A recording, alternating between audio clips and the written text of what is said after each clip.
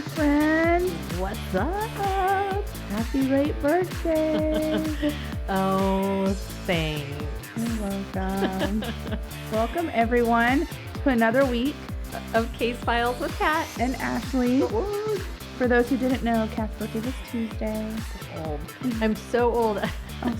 On my birthday eve, y'all, I slipped off a single stair and hurt myself. A stair. And I didn't think I hurt myself when it happened. It was like, I'm fine. And then an hour later, it just got more and more painful. And then all of a sudden, I couldn't stand back up. And they were like, call the ambulance. I was like, no, I'm just going to call Jason. Well, on the bright side, at least you fell and didn't like just sleep wrong or something. No, that would be I didn't fall. I didn't even well, fall. You know what I mean. Like, it wasn't like I just my foot slipped. So I was like, that's it. It just slipped. Well, I was trying to give you the benefit of the doubt, okay? No, I'm just old. Yay! But yes, I'm in my officially in my late 40s. Oh, it's crazy. I'll be 40 in 3 years. Just kidding. Get out of my house. Oh, God. I can't math, so that's probably wrong. It's probably wrong. We also did not win an Emmy. Oh, I know. But it was so awesome to see how excited Jason got after we didn't win, when he realized, oh my God, I'm in the same room as people he really, really admired, and like that was just really cool. It was cool. Like I said, we watched the whole first night. Like, I watched the whole first night. You watched the longest I was like, where the hell is Jason? This is boring. Where is this? It's boring. This is not what I thought. And then I was like, oh, it's tomorrow. That's why I messaged documentaries. Anyway. On Thursday, yeah. But now he's got the bug. He's going to try to do it again. Yes. But it was really cool to meet the filmmakers who did win and to hang out with them. Just some awesome people. I think it would be just amazing to be nominated because, like, damn. I mean, I was jumping out of my skin, and I could hear Jason when we were getting ready, and he was just like, oh. I'm like, what is going on? Why are you sighing? He's like, just let me sigh, okay? God. He was so nervous. We got there, and it was an open bar. We thought we had to pay. It was an open bar and food, all this amazing food, and he just kept drinking scotch. Like, what if he had one and then he got up there and couldn't talk? That would have been great. I would have paid to watch that. There was a group of filmmakers from Toronto who did this awesome. It's on Netflix. It's confidential, Nazi Confidential, or something like that. It's an animated movie. And I was literally jumping out of my skin with excitement. And I was just like, hi, we're from NASA and we're doing this. And this. And they're like, oh, so you're the one that's going to be up there accepting the award, right? And I'm like, oh, no, I'm just a wife. and they're like, you have her in the wrong position. Just think someday he's going to win an award for producing our podcast for us. Nope. All right, y'all. What you got? Oh, yes. I forgot why we were here. Did you want to talk about what you're drinking? Oh, yeah. I'm trying a new one. This is from Brazos Valley Brewing called Hazy Does It. It's a hazy IPA, obvi.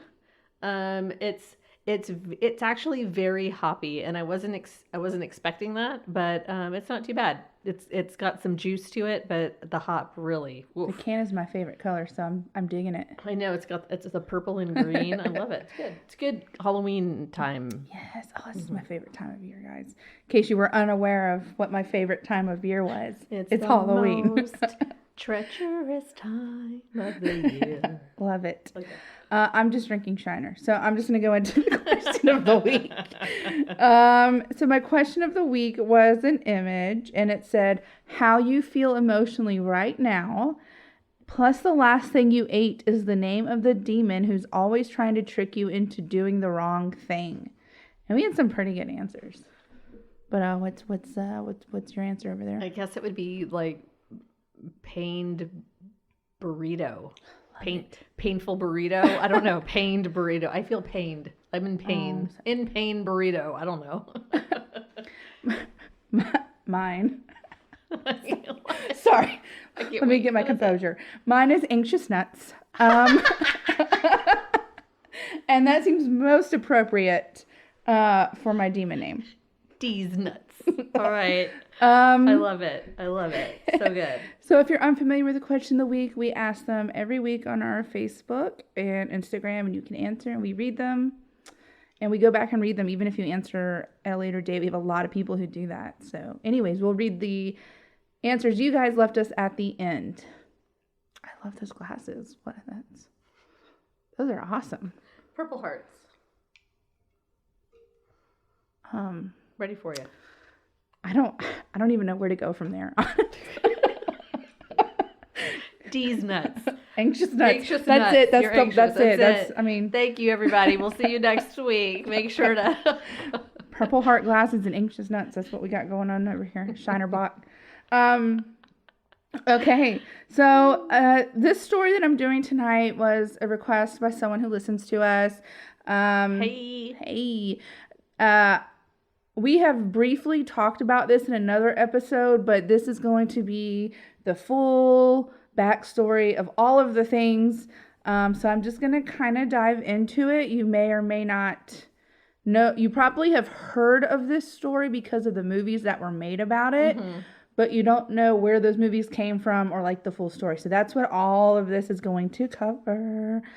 Can I give one shout out before? I want to give a shout out to Share Bear in Cyprus. Yes. And I hope you're not on one of your long runs while you're listening to this story. Oh, yes. Yes. Thank you for being such a fan of the show, too. Thank you. Yes. Anything else? Any other shout outs you'd like to give before I just want to spend this whole episode? It's the cat show now, people.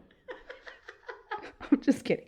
I'm just going to drink my beer. I'm just kidding. But yes, so Amy is the one that asked if we would do this. So Amy, this is the story for you. I'm going to be talking about the Mothman.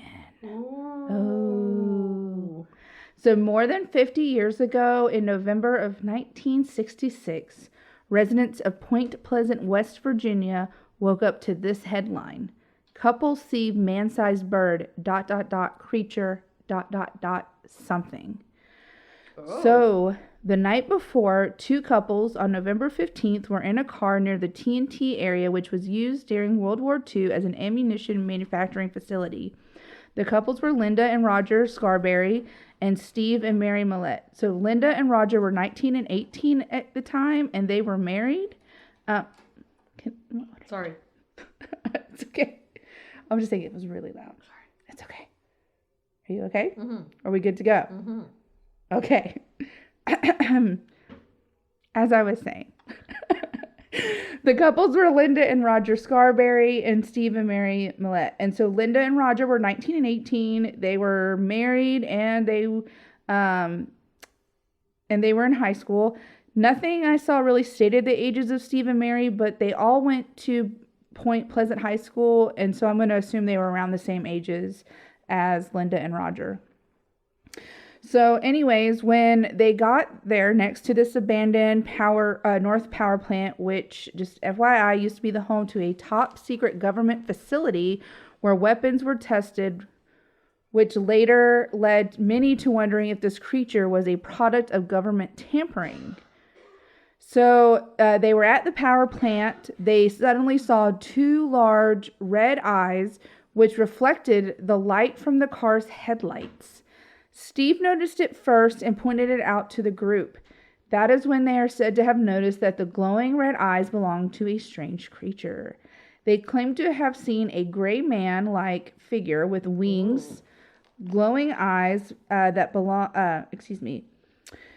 gray man-like feature with wings, glowing eyes. It went around the corner of the old power plant. They said that the creature didn't run, but it kind of wobbled like it couldn't keep its balance. Linda described the creature as having circular, fiery red eyes and a body like a man, but with wings. They said the creature was about 6 to 7 feet tall with wings that folded against its back, half man, half monster. She said you could see muscles in its legs. Yes, Kevin. So the couples couldn't believe what they had seen, and so they quickly drove off. They were on Route 62. Linda yelled for Roger to hurry. That's when they saw the creature reappear. It was up on a hill by a large billboard as they went around a curve. It spread its wings and went straight up into the air. They were all terrified and kept yelling. The Mothman, which he got that name later on, obviously, but the Mothman began gliding back and forth over the back end of their car. We didn't know what it was. I don't think we've ever been so scared before, said Linda. As they went along a straight stretch of road, they were going over 100 miles per hour, but the creature was still able to follow them.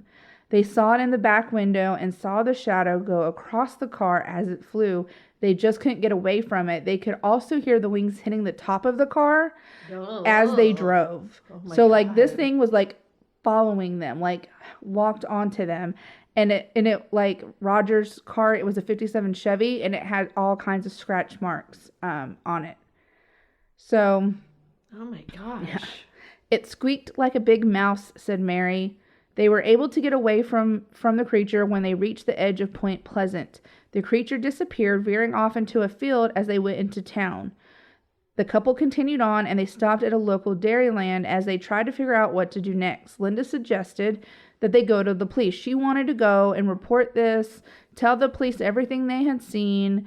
But Steve and Roger, they were very hesitant. They didn't want to do this because they thought, like, basically they would just laugh at them and wouldn't take them seriously. Like, I mean, you know, you walk into a police station, you're a teenager, and you say, hey, I saw this flying man creature with glowing eyes. Attached to our car. In the 60s, right. You know. And so. What drugs are you on, sir? Yeah. And so they wanted to be sure of what they saw. So, like any good horror movie, the group decided, hey, let's go see if we can see the creature again. And so they. Well, that's how you die. So they get back in the car and they start heading out that direction. However, the group ended up being too afraid to go all the way back out there and look for it. So they turned back around. As they were turning around, they saw a large dead dog laying along the road, which was gone when they went by again later. So according to the couples, the winged creature jumped out as they passed where the dog had been, went over the top of the car, and went through the field to the other side. So they did see it again when they turned around to go back, you know. So that was the second time they saw it that evening. I wouldn't keep searching. That's what I'm saying. I would just go home. Well, we saw something strange. I'm going to take drugs to forget it for the rest of my life. See you later. I mean, obviously, like any healthy human being, you know, just do drugs and drink and forget about it.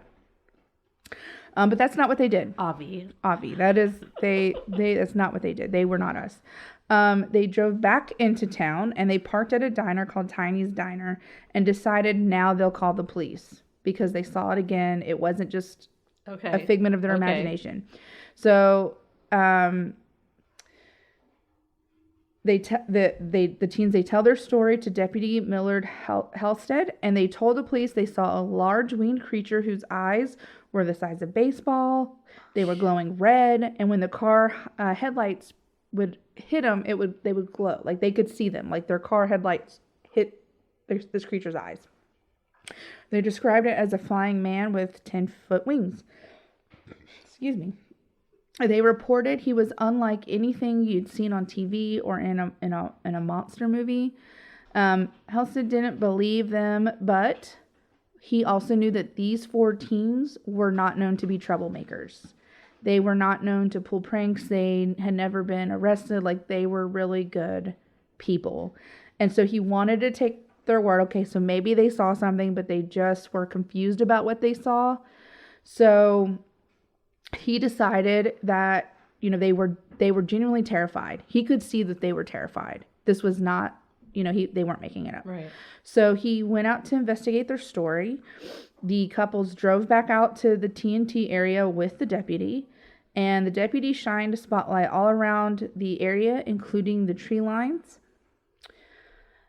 Deputy Halstead is said to have heard strange static disturbances coming from his little handheld radio that he couldn't explain. But while he was in that same area. But he said he found no signs of the creature stuff. He did not see the creature. He walked around. He didn't see anything that they were describing. And the whole time the teens, they were sitting in their car. And they said that while he was out looking for it, looking for evidence, they could see shadows circling nearby and a cloud of dust kick up from an adjacent coal yard. The Mallets were too scared to go back to their home that night, so they ended up staying with Scarberry at their trailer. They turned on all the lights and they stayed awake just from pure fear because they didn't know if this creature was going to come and get them. They didn't know if they were crazy. They didn't know if they were... they thought, well, why is this creature here? Why are we the ones seeing it? They were just terrified. They're teenagers. Yeah. And so the following day, Sheriff George Johnson, he held a press conference to discuss the sightings.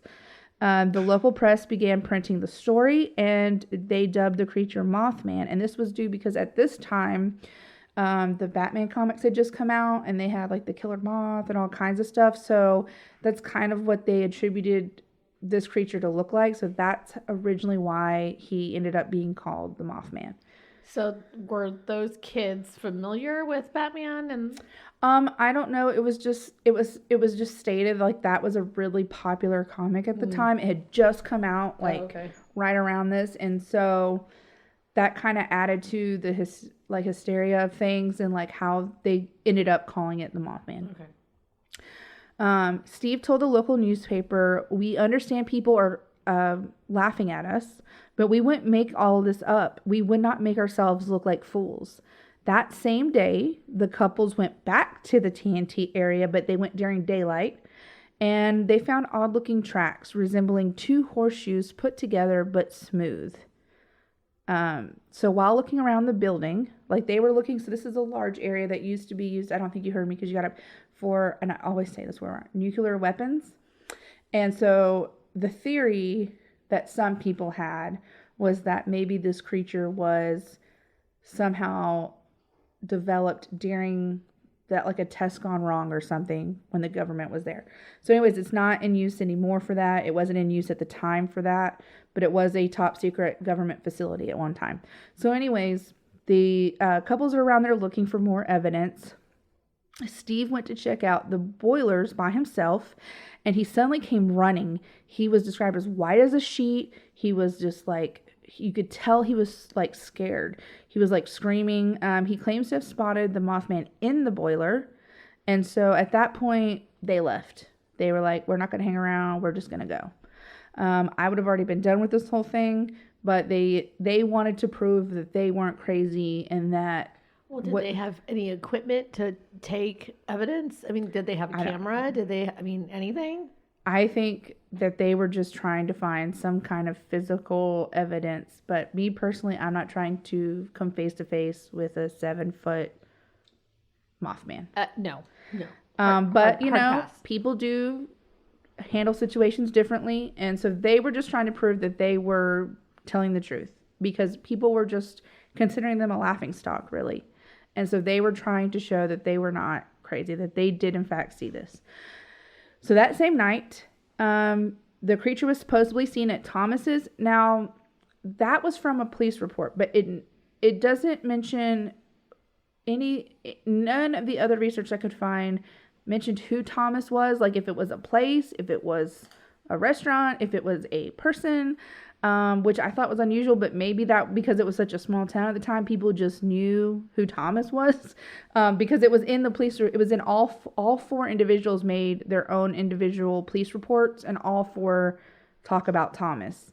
So I'm going to mention Thomas a few times, but I can't give you context on who or what Thomas was. So I'm sorry.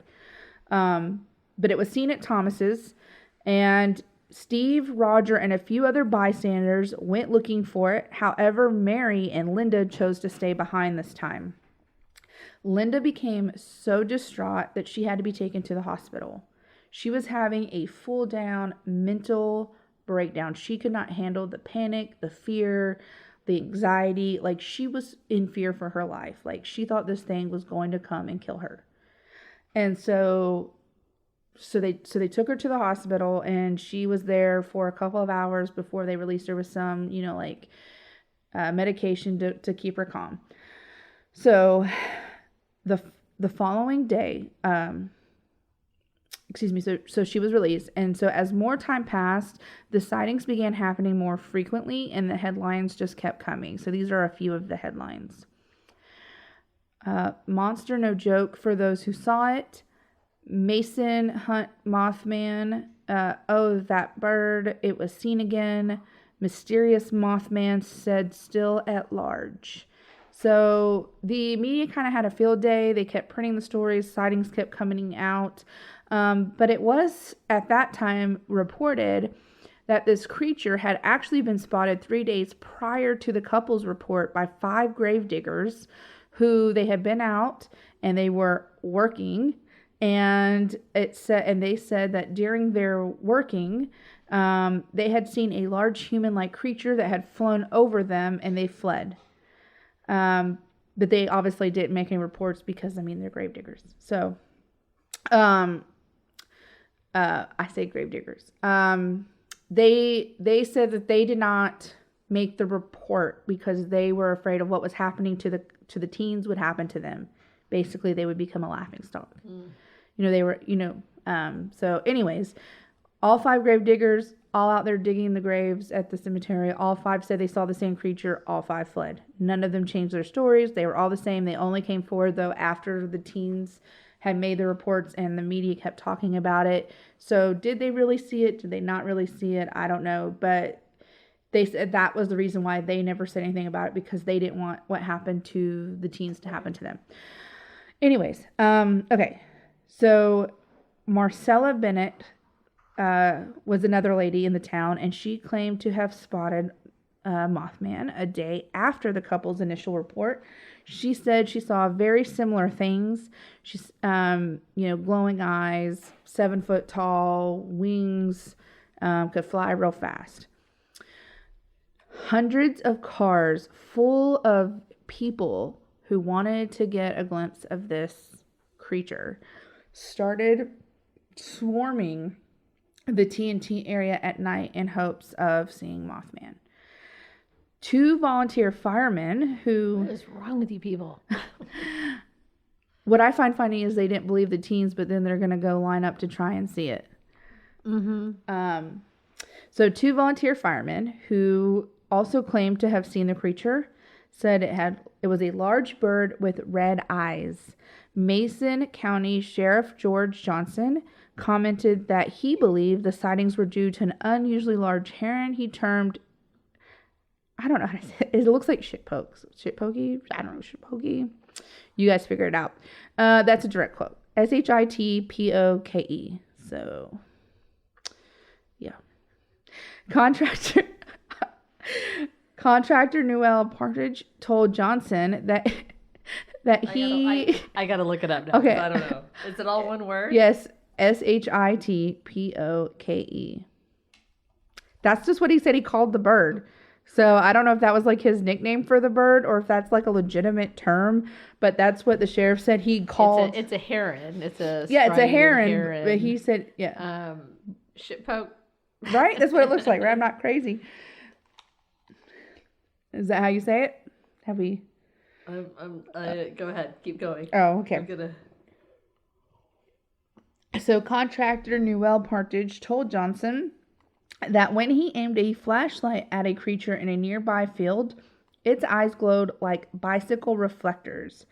Additionally, he blamed buzzing noises that would come from his television set and the disappearance of his German Shepherd dog on the creature. What are you laughing about? The Urban Dictionary. Oh, yes. It's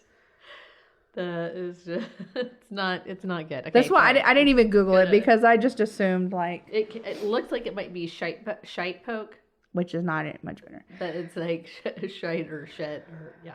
So anyways, that was the sheriff's term for the bird. Okay, I didn't make that up. That's a striated heron.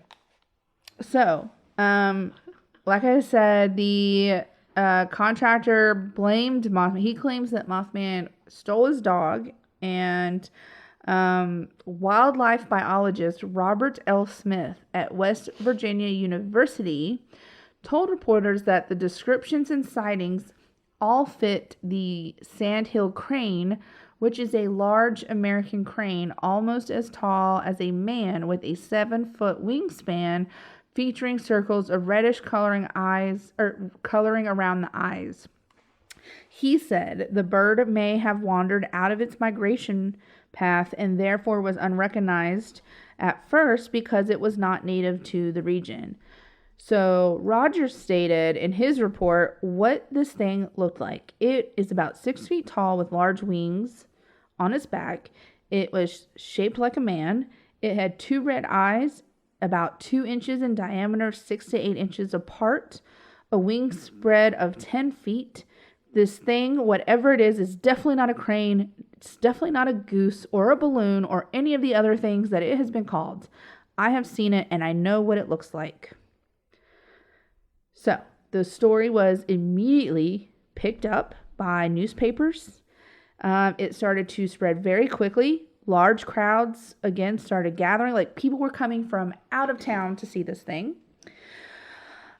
The story was printed locally, nationally, and then internationally. It went out on the Associated Press wire and was even featured in Pacific Stars and Stripes newspaper, which went out to the American troops in Vietnam. So everyone was learning about Mothman. So for something that these people didn't believe in, they sure were telling the world about it. So the Scarberry couple said, so that is Linda and Roger. They said they experienced strange occurrences and poltergeist activity in their home throughout 1966 and 1967. Linda claimed to have seen the creature many times, including once on her roof. In later reports, Linda would be quoted saying, "I know people are laughing at us, but this is no laughing matter. We'll never forget this thing. It has affected our lives in many ways. I am keeping going on nerve and sleeping pills. Oh my God. When it gets dark, I feel the fear creeping over me. When I go any place, I automatically look up and I look at the windows. Ugh. I am afraid to sleep at night, so I lay awake sometimes crying by myself with fear. When I do sleep or go to bed, the lights burn all night. Even in the daylight, I'm afraid to be by myself. Ugh. I walk around in my own house expecting to see that thing. I close my eyes day or night, and I can see those red, fiery eyes staring at me. Oh my gosh. Every little noise scares me to death. I can stand in a crowd and hear people talking about us and laughing at us. People have said we were probably liquored up, but we were not. They go up there expecting to see it, but then they say they don't believe us. We have seen it, so we know what to look for, and we are all constantly looking, not because we want to see it, but because we're afraid we'll see it again. Out of all of the phone calls we've gotten, not one minister has called to help us or try to explain to us what is happening. We all agree we'd like to talk to a minister about it, but no one takes us that serious. One minister even laughed and said that they'd finally run the devil out of their church, and that's what we saw. We've been harassed, we've been laughed at, and we've been called crazy. We just can't go up there and hand it to people on a silver platter like they seem to want us to do. We are never really going to get over our fear until we find out for sure what this thing is. I know I'll never forget it. I don't think anyone can who has seen it." So Linda was definitely the most distraught out of the four. Like she said, she was constantly on nerve pills. She was constantly on sleeping pills. She was always anxious. She didn't like going anywhere, but she didn't even feel safe in her own home. Like, this thing just terrified her for 2 years. Did they stay married? Yes, they stayed married. Oh. Mary was quoted saying, "When you see something like this, you know you will never forget it. At night, you wonder where this man-like creature is and if it will harm you. And it is all you can seem to think about. At least it's all I seem to think about. And when we go somewhere, I can feel someone laughing at me. I can be in a crowd and hear people say that we were all liquored up and God only knows we were not.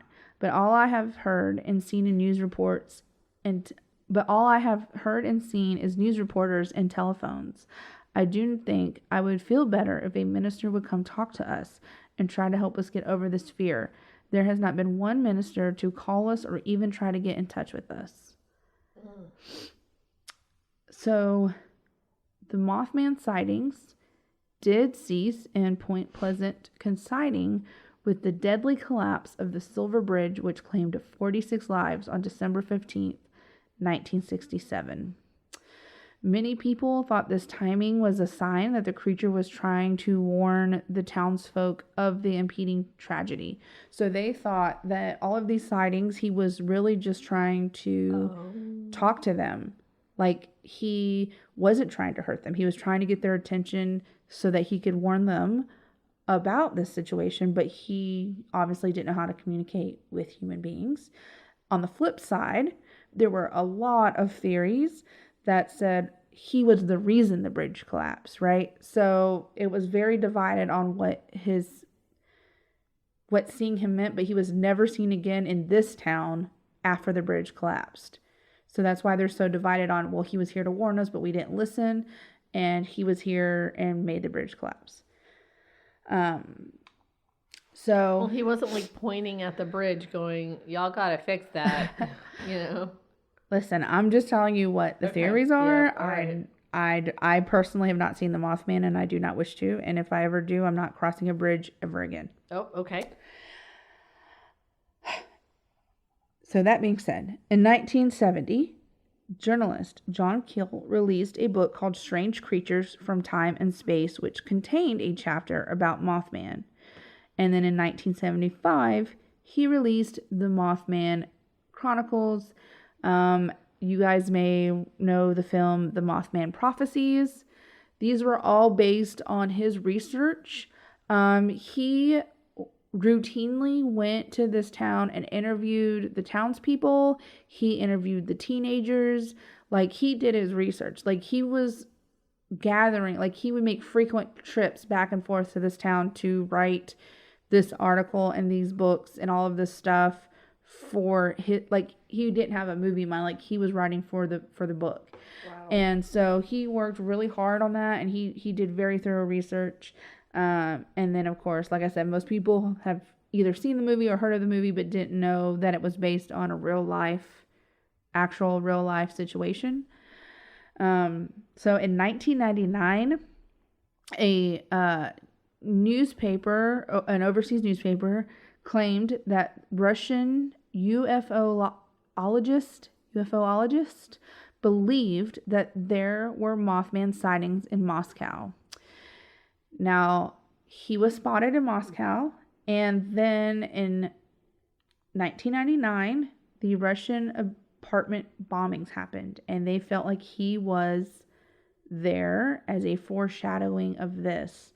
So if you're unfamiliar with that incident, the Russian apartment bombings were a series of explosions that hit 4 separate apartment blocks in September of 1999 that killed more than 300 people and injured more than 1,000. And it just spread a wave of fear across Russia.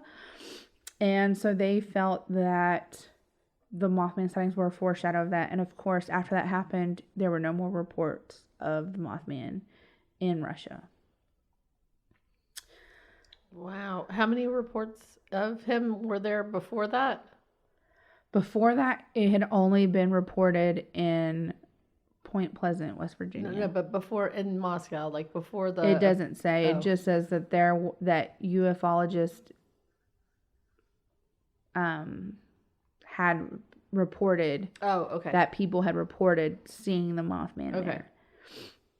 It didn't specify how many. So starting in 2011 and peaking in 2017, sightings of a Mothman creature began surfacing all over Chicago. So it's still, it's kind of up in the air if Chicago Mothman was a subspecies of the Point Pleasant Mothman, or the same one, or whether it was a bird, or did he have siblings? Like, they didn't know what to think, right? So the Chicago Mothman has been described in a very similar manner, though, between 6 and 10 feet tall with the wingspan of 10 feet, red eyes. But the difference with the Chicago Mothman, and the reason they say they don't know if it was the same one or a subspecies or what, is because in addition to red eyes, the reports in Chicago said they had seen it with green eyes, yellow eyes, orange eyes, basically any color of eyes. They had all been reported, all different eye colors. And in every other sighting outside of Chicago, it had always been glowing red eyes. So other features for the Chicago Mothman included fur, leather-like skin, no neck, and bat wings. Its behavior was described as screaming, flying toward the lake, disappearing often, and just flying really fast in general. So that their description of the Mothman that they were seeing was slightly different than everywhere else's. But there were several documentations. I mean, there was so many sightings, and I just wrote down 3, but there were tons and tons of sightings of this supposed Mothman. So on August 21st, 2017, this sighting was left on a site called Phantoms and Monsters. And guys, I have a really hard time saying the word monsters because in addition to my inability to speak the English language, apparently, due to my speech problems, I grew up watching The Munsters, right? And so I thought that's how I thought it was pronounced. No one ever was like, hey, Ashley, no, that's just the name of the show. And so as I was growing up and trying to learn to say monsters, it's very hard for me. There's a lot of words I have a hard time saying. Monsters is one of them. You're doing great. Thanks. I just wanted to explain why I always pause at the word monsters. So anyways, we were watching and observing as the moon began its transit when we heard a very loud scream. This sounded like squeaky truck brakes that squeal when you're pressing hard on them. At first we thought that's what it was. Maybe a bus or a big truck with brakes that needed changing or maintenance. We heard it again. This time it lasted about 3 seconds, whereas the previous sound was brief. I looked up to see a large object flowing low over the docks that stick out into Burnham Harbor from across the water. The object looked like a large black bat, but also had humanoid features such as pronounced arms and legs.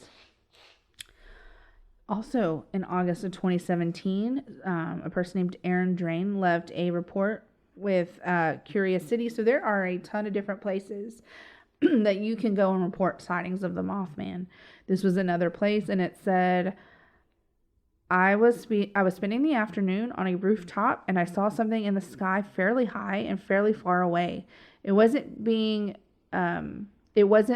like the wind wasn't affecting it. It was moving slowly, but not randomly. It seemed like it had a determined path. Now, this person also claimed to have video evidence of it.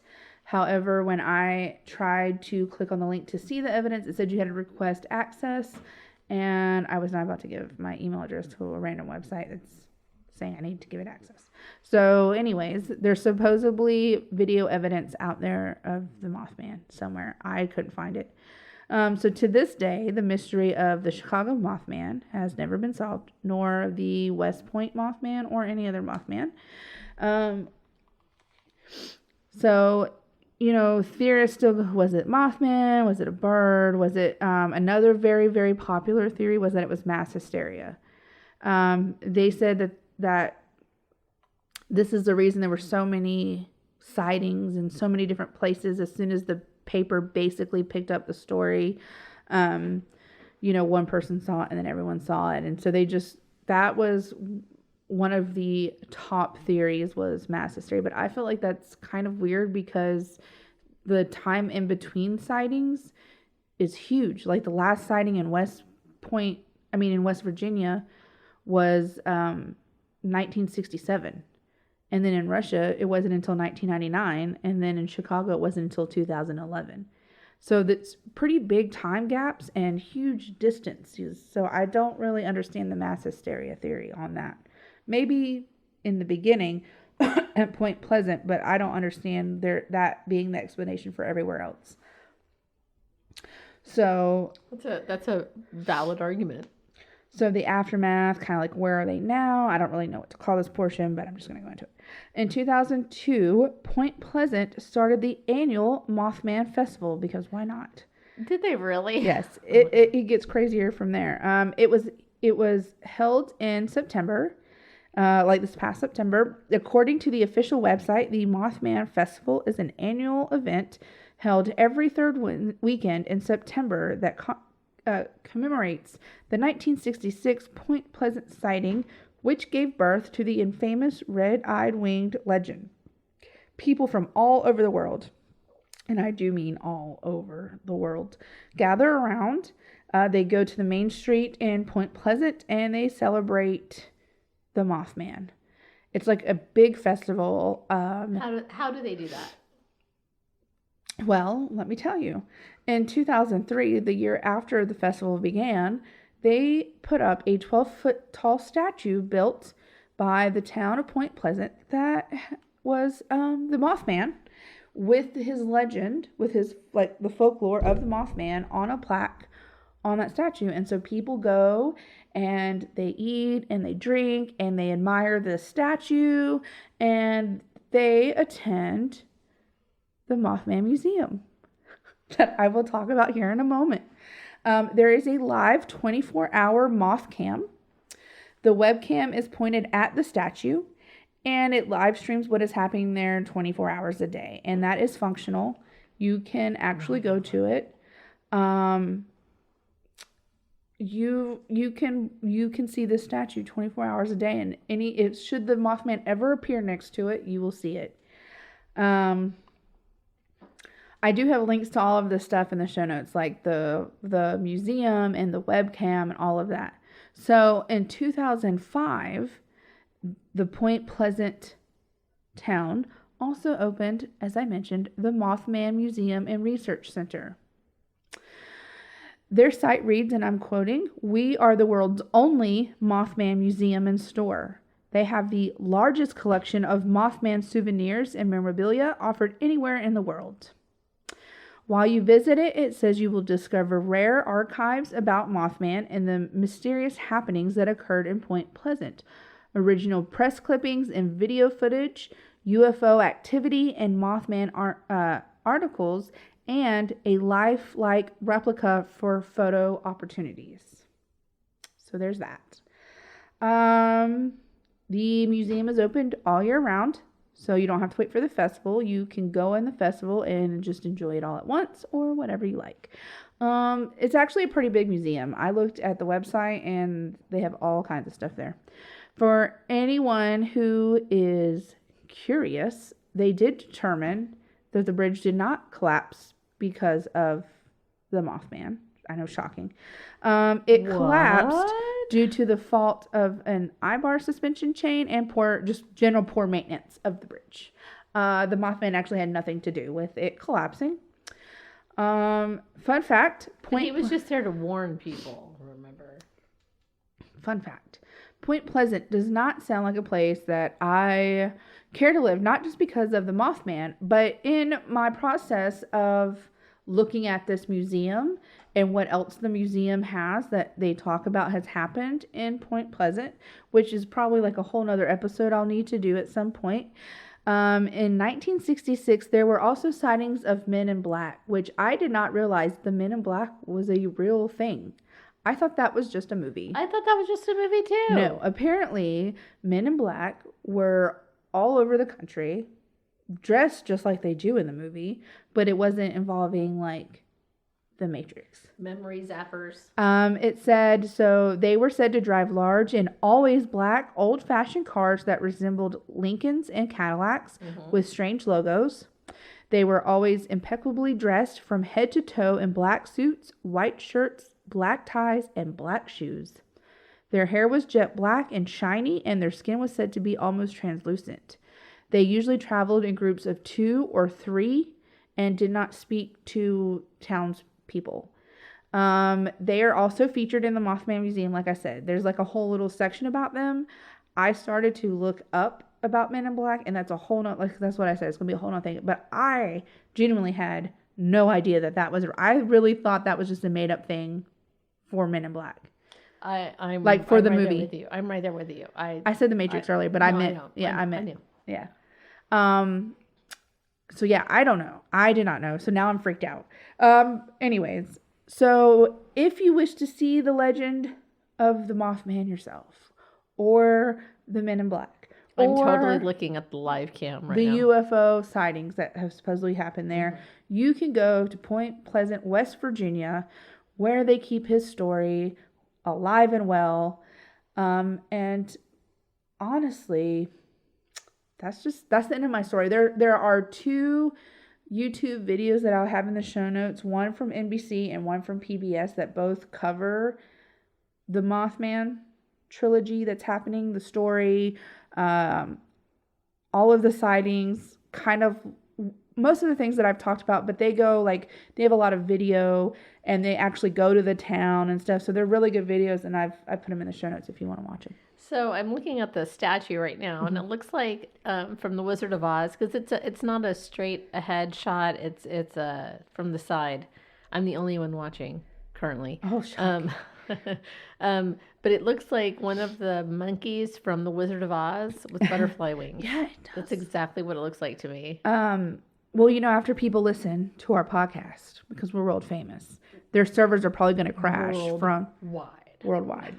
Their servers are going to crash from all the views of this live 24-hour action moth cam. I mean, there's not even like a car driving by or anything. There's some blinky light Isn't in the corner. It just like on the statue, right? No. Oh. No, you have like the street. It's a side view. Well, when I was looking at it, it was like an up, maybe they change the camera angles every now and then, but it was like an up close picture of this. Oh, we'll see, that's different. Yeah, they've moved it out. It's a side view. Ooh. Yeah. Yeah. So there you go, folks. You can visit the museum. You can watch the live stream. You can go to their festival. It does happen every year. Yeah. You asked about the festival. They have guest speakers. They have vendors, live bands. They do a Mothman hayride. They do cosplay. Hold on. A hayride? Okay. All right. Yes, it says Mothman hayride, Mothman cosplay, the Men in Black, bus tours, and Mothman 5K. Fun for everyone. So, there you go. Yay! We forgot to play Sarah's segment in the beginning, so we will play it. You want to play it now? Let's play it now. And we're going to play it right now. Hey y'all, it's Sarah coming in this week with a special Sarah segment. All I have to say this week is happy birthday to Kat. You are so beautiful and so funny, and I hope that you had the best birthday and best birthday week ever, and everybody celebrated you. Love you guys. Bye. So that was what Sarah had to say. Yeah. We were at the women's conference, and she was like, "This is not as much fun when you're not drinking." Get it, girl. Get it. It's almost over. So we are going to read the question of the week answers. Okay, so from our page, Lachelle says, banana. And then you said, I think that's how we're all feeling nowadays. Yes. So Jackie says, anxious Chick-fil-A. Amy says, calm cheddar wurst. Janet says, chill pizza. I think that's funny. Jesse says, disgusted chicken. I love it. RC said, irritated peanut butter and jelly. Sarah says, Busy Biscuit. I love that. Oh my God. Hers is so cute. That's your new dog's name when you get one. Rebecca says, Sleepy Grapes. That's like wine. Sleepy Grapes. Samra says, Snippy Snapper. Sounds like a super annoying demon to me, TBH. Lisa says, Drained Pringles, girl. For real. And then on mine, we had drained asparagus. So we had 2 drained. Lost enchiladas from Melissa. Makes me laugh. Angela says sad candy corn. That can't be good. Aww, that is it. And Chuck says tired tikka masala. Oh. Excuse me. Bless you. Oh, no, Super fancy. I know. That was fancy. So yes, guys, we thank you very much for answering the question of the week. We know they're silly, but we love reading the answers. It's a nice break after we do a serious story sometimes. Not that this was a super serious story, but a lot of times they are.